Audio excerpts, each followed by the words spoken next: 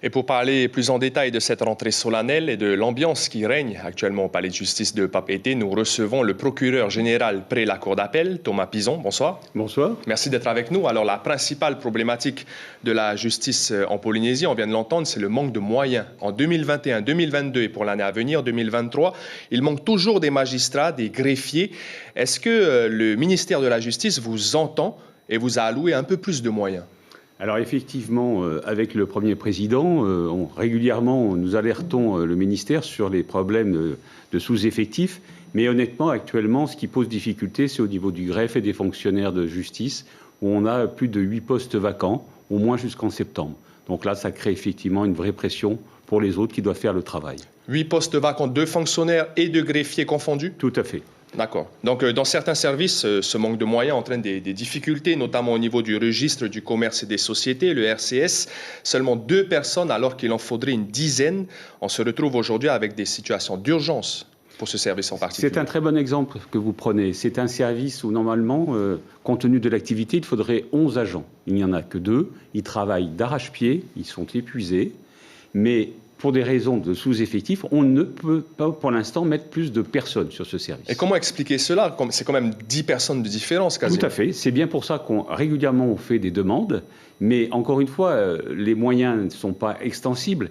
Mais sachez que par rapport aux cris d'alerte et aux cris d'alarme que nous avons poussés, je pense qu'assez rapidement, nous devrions voir arriver des renforts, au moins jusqu'au basculement du RCS au niveau du pays ou d'un greffe privé. Parce qu'on parle vraiment de souffrance au travail. Ce sont les mots justement utilisés dans la communication des syndicats des magistrats et l'Union syndicale des magistrats.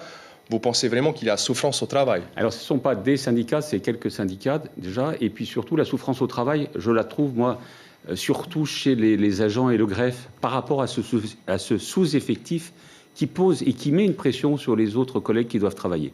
Pour les magistrats, ça a été dit ce matin, il y a aussi des postes vacants. On espère qu'en septembre, à nouveau, nous trouvions à peu près tout le monde à son poste. Mais encore une fois, il y a une période compliquée et on peut comprendre que pour certains, c'est un peu difficile. Certains magistrats ont boycotté la séance solennelle ce matin. Ça vous fait ni chaud ni froid ? Oh, c'est pas ça le sujet, c'est une action syndicale et vous comprendrez bien que je ne vais pas faire de commentaires sur une action syndicale. L'action syndicale est libre, les syndicats peuvent s'exprimer. Mais je prends acte, voilà. Mais vous êtes pointé du doigt, on parle d'immixtion, d'intervention du procureur général. Est-ce que vous la respectez, l'indépendance des magistrats du siège ? Ah oui, oui, complètement. Oui, je crois que c'est toutes mes fonctions, parce que au-delà de ces querelles, ce qu'il ne faut jamais oublier, c'est le travail que nous faisons, et notamment pour les justiciables. Et je crois que ce matin, on a montré qu'il y a eu beaucoup de projets qui sont arrivés à leur terme, et beaucoup de projets en cours. Notamment, on a parlé de la section détachée, les atteintes à l'environnement, où nous faisons avec le président du pays une grande journée de formation le 20 février. Alors, on peut effectivement dire beaucoup de choses, mais moi, vraiment, en tant que procureur général, mon travail, c'est le bon fonctionnement du service public de la justice pour le parquet et l'application de la loi. Donc c'est ça ma mission. Les états d'âme des uns et des autres, ça ne vous intéresse pas ? C'est pas que ça ne m'intéresse pas, mais ce n'est pas dans ma mission. Je les entends, je les écoute, et on travaille avec le Premier Président là-dessus. Mais encore une fois, je crois que ces problèmes qui nous regardent d'une manière très interne, je ne suis pas sûr intéressent toute la Polynésie. Je ne suis pas sûr, par exemple, dans votre rédaction, s'il devait y avoir quelquefois un peu des frictions, que ça intéresse tout le monde. Donc, encore une fois, on les entend, on les écoute. Ça ne me laisse pas indifférent, bien évidemment. Mais, encore une fois, mon objectif, c'est la bonne marche de la justice, parce qu'il ne faut jamais oublier que nous rendons la justice au nom du peuple. Monsieur Pizon, parlons d'un sujet qui vous tient à cœur, c'est la lutte contre le trafic de stupéfiants. L'OFAST, l'Office anti-stupéfiants, l'antenne locale, concentre son action sur l'ICE, les connexions entre la Polynésie et les États-Unis, sur les routes vers l'Australie. Il y a aussi la cocaïne, les voiliers qui font des stops au Fénois.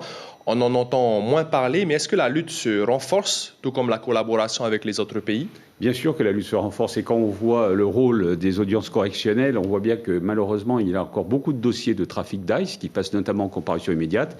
Ce colloque que nous avons tenu en novembre 2022 avec nos partenaires et nos voisins du Pacifique ont pu resserrer les liens pour cette lutte. Parce que, comme je l'ai dit ce matin, cette lutte, on ne peut pas travailler chacun dans son couloir. Il faut travailler tous les services avec l'État, le pays et l'autorité judiciaire, mais bien évidemment avec les services, les pays qui nous entourent, et notamment les États-Unis, pour des raisons évidentes en termes de renseignement. Une dernière question, un sujet, l'Office central de lutte contre les atteintes à l'environnement qui a été créé en octobre en Polynésie. Une première réunion va se tenir le mois prochain. Quelle est l'ambition de cet office ?